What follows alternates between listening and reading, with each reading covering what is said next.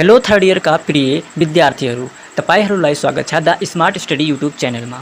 यस भिडियोमा हामीले BBS third इयरको business ल बुकको पहिलो च्याप्टरको बारेमा चर्चा गर्नेछौँ। बिजनेस लको पहिलो chapter introduction to law and business law पढिसकेपछि बिजनेस ल किन पढ्नुपर्छ, यसको उपयोगिता के हो र यसको प्रयोग के हो, यसरी यस बुकको कन्सेप्टको बारेमा क्लियरिटी प्रदान हुन्छ। अब चाहिँ सुरु गरौँ यस च्याप्टरको पहिलो topic concept. Introduction to business law को कन्सेप्ट के हो? सिस्टम, राज्य, व्यवसाय केबाट चल्छ? नियमद्वारा, कानुनद्वारा चल्छ। मानव सभ्यताको प्रारम्भदेखि मान्छेले कानुनद्वारा, व्यवस्थाद्वारा व्यवस्थित थिए र त्यो कुरा जरुरी पनि छ। कानुन एउटा दायरा हो जसमा सबलाई बाँध्छ, जस अन्तर्गत रहनु र यसको पालना गर्नु प्रत्येक व्यक्तिको कर्तव्य बन्न जान्छ। यस ब्रह्माण्डमा हरेक चीज, वस्तु वा पदार्थहरू प्रकृति वा भगवानद्वारा प्रदत्त नियमहरूद्वारा सञ्चालित भएका हुन्छन्। यो बुकले हामीलाई के सिकाउँछ भनेपछि एउटा व्यवसाय चाहिँ त्यो सानो होस् या विशाल होस्, त्यसमा देशमा र विश्वमा कुन कुन कानुनी सिस्टम हुन्छ र त्यसको प्रक्रिया के हो को बारेमा अध्ययन गराउँछ। स्वीकृति, प्रस्ताव, प्रतिफल, स्वतन्त्र सहमति, प्रतिफलको वैधताको बारेमा पूर्ण ज्ञान दिलाउँछ यो बुकले। अब चाहिँ बुझौँ अर्को टपिक मिनिङ अफ ल, कानुनको अर्थ। राज्यद्वारा लागू गरिएको मानवीय व्यवहारका नियमलाई कानुन भनिन्छ। अब हुकरले के भन्छन्, कानुन एक प्रकारको नियम वा सिद्धान्त हो जसद्वारा कार्यलाई बाँधिएको हुन्छ। नियम चाहिँ एउटा सिद्धान्त हो जसद्वारा कार्यहरूलाई बाँधिएको हुन्छ र त्यसै बाँधिएको नियम अनुसार सबैलाई गर्नुपर्ने हुन्छ। कानुन र नियम नभए सबै कुरा अनियन्त्रित हुन्छ र सिस्टमेटिक ढङ्गले कुनै प्रकारको कार्य हुँदैन। त्यही भएको कारणले गर्दा हरेक सेक्टरमा कानुन लागू गरिएको हुन्छ। अब चाहिँ दृश्य हालो अर्को टपिकमा नेचर एन्ड क्यारेक्टरिस्टिक्स अफ ल, कानुनका प्रकृति तथा विशेषताहरू। पहिलो चाहिँ टाइप हो कानुन एक नियम हो। ल कन्सिस्ट अफ अ रुल। कुनै पनि कार्य होस्, नियम हुन अति जरुरी हुन्छ। बिना नियमको कुनै पनि कार्य अनियन्त्रित हुन्छ। यसरी चाहिँ कानुन एक प्रकारको नियम हो। अर्को फिचर चाहिँ हो यो चेतनाशील मानिसको बाह्य कार्यको नियम हो। दुईवटा कार्य हुन्छ, एउटा हुन्छ आन्तरिक कार्य। आन्तरिक कार्य भनेको मानव मस्तिष्कमा चलिरहेको स्वभाव र व्यवहार हो। त्यही व्यवहारलाई बाह्य वातावरणमा त्यो कानुनले नियन्त्रित गर्दछ। यसरी चाहिँ हरेक व्यक्तिले मनमानी गर्न पाउँदैन, एउटा नियमको दायरामा रहेर कार्य गर्नु पर्दछ। तेस्रो फिचर चाहिँ हो कानुनलाई राज्यद्वारा निर्माण वा जारी गरिन्छ। कानुन एउटा कम्प्लेक्स प्रक्रिया हो, त्यो सबैले बनाउन पाउँदैन। कानुनलाई मात्र न्यायपालिकाले अथवा राज्यले बनाउन र बिगार्न पाउँछ। चौथो फिचर हो कानुन दण्डद्वारा समर्थित भई लागू हुन्छ। ल इज ब्याक्ड बाई सेक्सन्स। कानुनको उल्लङ्घन भए बापत त्यही अनुसारको दण्ड र जरिवाना लगाउने गरिन्छ र कम्प्लेक्स या साधारण हो त्यो न्यायिक प्रक्रियाद्वारा त्यो सबै उल्लङ्घनकर्तालाई त्यसैको अनुरूप दण्ड र जरिवाना लगाउने गरिन्छ। यसरी त्यो नगरेको भए त्यो प्रभावकारी मानिँदैन।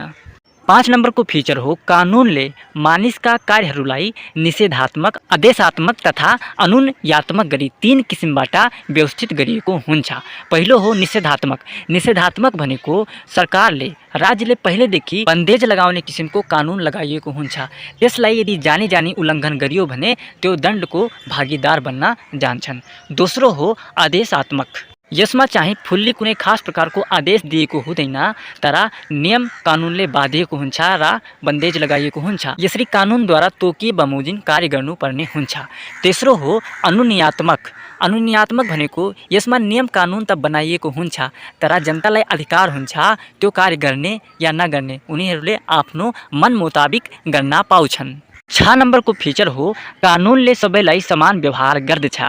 कानुन एक व्यक्तिको लागि बनाइएको हुँदैन, त्यो उच्च नीच, गरिब धनी सबैको लागि समान रूपमा लागू हुन्छ। 7 नम्बरको फिचर हो कानुन राज्यद्वारा न्याय प्रशासनको लागि लागू गरिन्छ। कानुन चाहिँ हक, अधिकार, न्यायको लागि लागू गरिएको हुन्छ।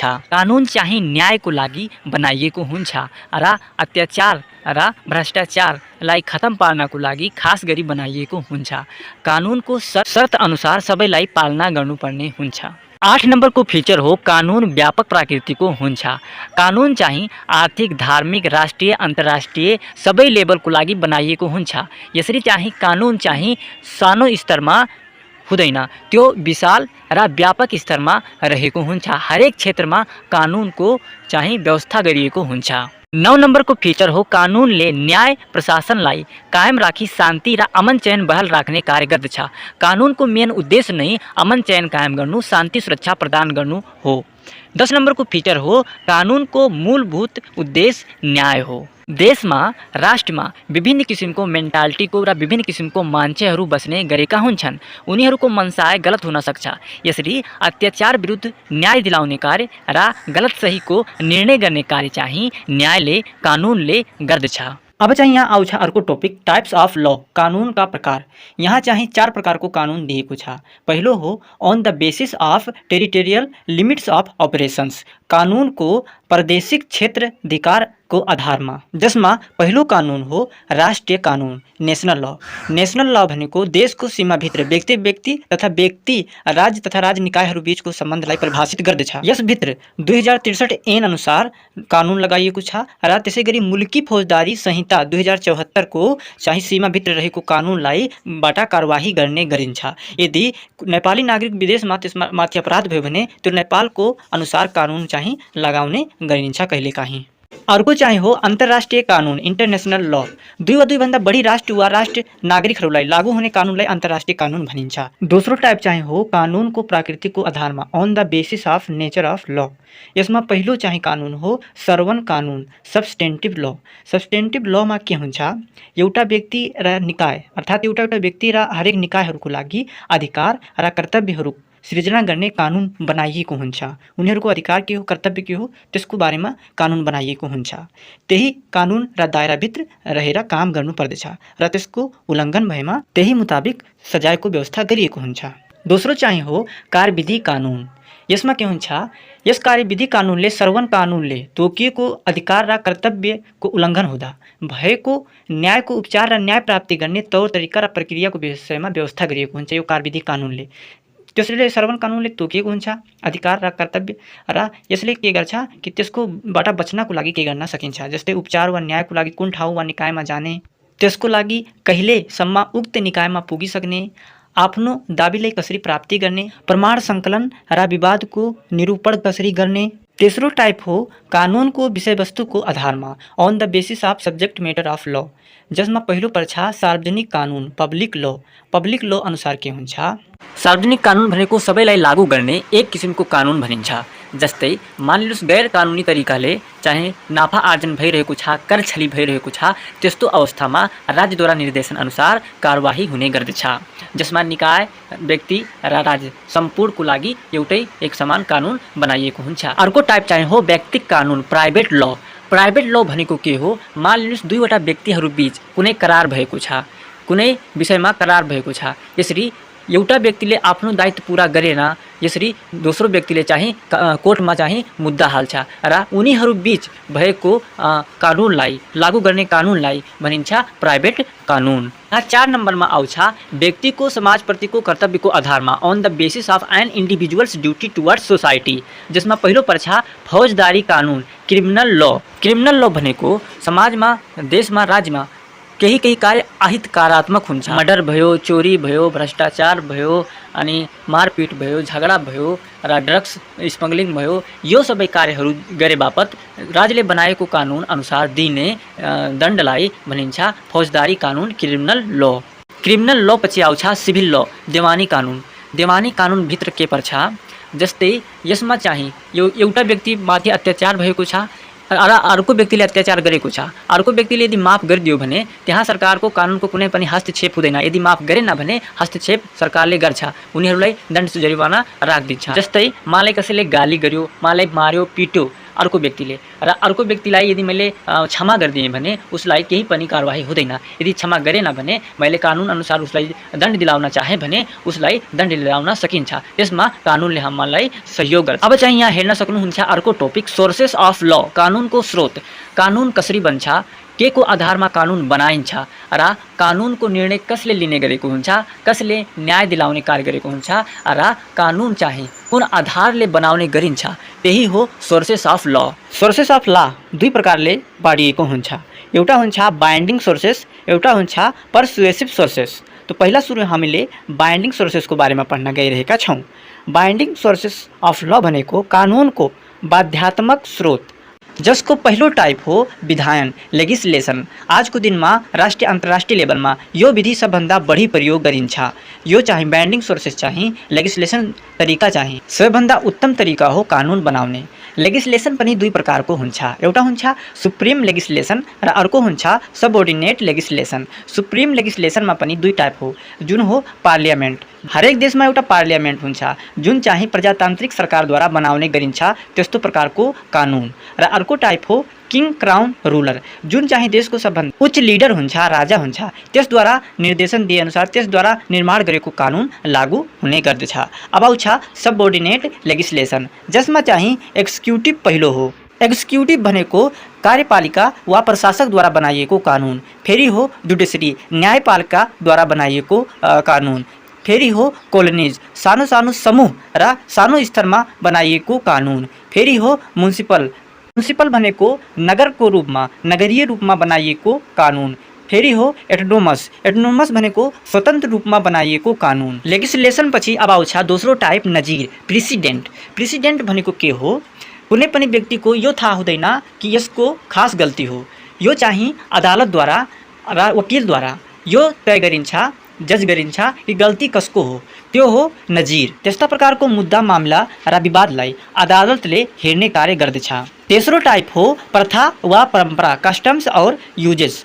यस्तो प्रकारको कानुन चाहिँ व्यक्तिले समाजले आफू बनाएर गर्ने गर्दछन्, उनीहरूको परम्परागतदेखि चल्दै आएको कानुन हो। जस्तै गाउँघरमा भेला पारेर बनाउने कानुन हो र आफ्नो समुदायमा र समाजमा आफ्नो प्रथा अनुसार दिने कानुनलाई प्रथा वा परम्परा कानुन भनिन्छ। चौथो टाइप हो करार वा सम्झौता कन्ट्र्याक्ट और एग्रिमेन्ट। एग्रिमेन्ट पेपरमा दुई व्यक्तिहरूले आफ्नो शर्त र कानुन लेखेका हुन्छन्, त्यही शर्तहरूलाई मध्यनजर गर्दै त्यसैलाई कानुन मानिन्छ। दुवैको हस्ताक्षर हुन्छ।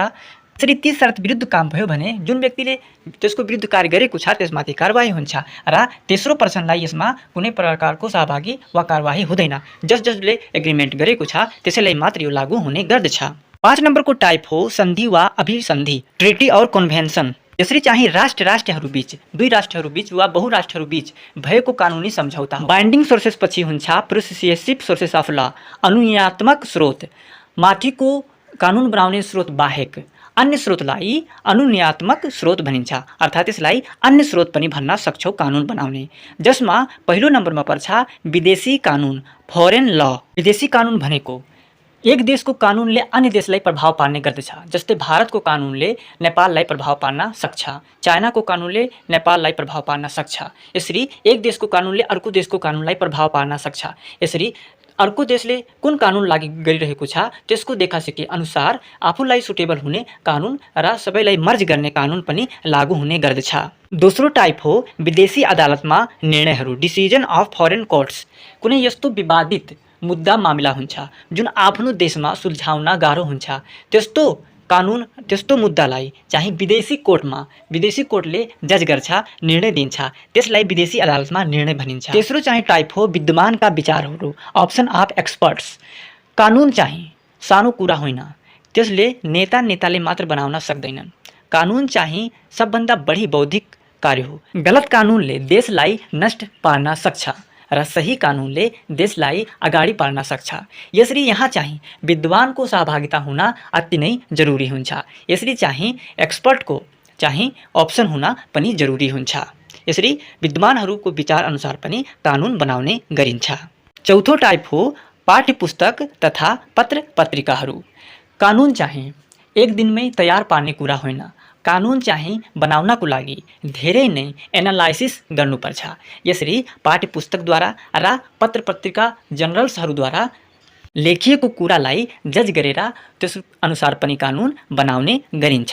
5 नम्बरको टाइप हो नैतिक नियम, मोरल रुल्स। समाजमा, राष्ट्रमा, हरेक क्षेत्रमा आफ्नो आफ्नो धर्म, संस्कृति, नैतिक नियम कानुन हुन्छ।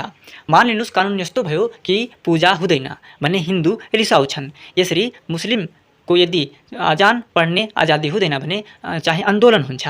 यसरी सबैकोलाई ध्यान राखेर कसैलाई प्रतिष्ठालाई ठेस नपुग्ने गरी उनीहरूको अनुसार चाहिँ नियम कानुन पनि बनाउने गरिन्छ। 6 नम्बरको टाइप हो धार्मिक ग्रन्थ, रिलिजियस बुक। जब देशमा यो चाहिँ वैधानिक कानुन न्यायपालिकाद्वारा कानुन बनाइँदैन थियो पहिलाको कुरा पुरानो जमानामा, तब धार्मिक ग्रन्थ गीताद्वारा, भगवत गीताद्वारा त्यसै अनुसार देश चलाउने गरिन्थ्यो राजाहरूद्वारा। यसरी धार्मिक ग्रन्थले पनि अहम भूमिका खेल्छ कुनै पनि कानुन निर्माण गर्नमा। यो थियो सम्पूर्ण लको बारेमा, टाइप्स, फिचर्स, कसरी ल निर्माण हुन्छ र त्यसको फिचर के हो। अब चाहिँ अर्को भिडियोमा हामीले बिजनेस लको बारेमा पढ्नेछौँ। आजको लागि यति मात्र। तपाईलाई यो भिडियो कस्तो लाग्यो आफ्नो प्रतिक्रिया चाहिँ कमेन्टमा गर्न नचाहि